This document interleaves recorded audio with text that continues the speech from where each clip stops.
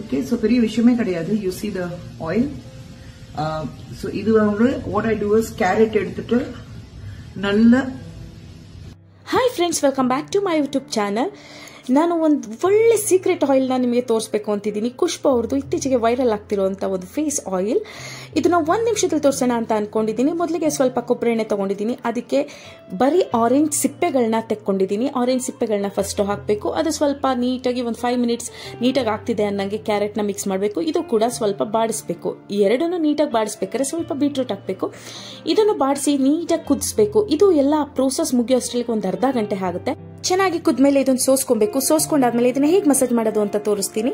ಮೊದಲಿಗೆ ಒಂದು ಸ್ವಲ್ಪ ಆಯಿಲ್ನ ತಗೊಂಡು ನೀಟಾಗಿ ಫೇಸ್ಗೆಲ್ಲ ಅಪ್ಲೈ ಮಾಡಬೇಕು. ಇದನ್ನ ಕೆಳಗಿಂದ ಮೇಲ್ಗಡೆಗೆ ಮಸಾಜ್ ಮಾಡಬೇಕು. ಇದರಿಂದ ನಮ್ಮ ಸ್ಕಿನ್ ಅಲ್ಲಿ ಸುಕ್ಕು ಆ ತರದೆಲ್ಲ ಹೋಗ್ಬಿಟ್ಟು ಟೈಟ್ನೆಸ್ ಕ್ರಿಯೇಟ್ ಆಗುತ್ತೆ. ಸೊ ಈ ರೀತಿ ಮಸಾಜ್ ಮಾಡ್ತಾ ಇರಬೇಕು. ನನ್ನ ಮುಖದಲ್ಲಿ ತುಂಬಾ ಪಿಂಪಲ್ಸ್ ಕಲೆಗಳಿತ್ತು, ಅದಕ್ಕೋಸ್ಕರ ಈ ಆಯಿಲ್ನ ನಾನು ಪ್ರಿಪೇರ್ ಮಾಡ್ಕೊಂಡಿರೋದು. ನಿಮಗೂ ಈ ಆಯಿಲ್ ಮಾಡ್ಕೊಂಡು ಇಷ್ಟ ಆಗಿದ್ರೆ ದಯವಿಟ್ಟು ಇದಕ್ಕೊಂದು ಲೈಕ್ ಕೊಡಿ. Thank you for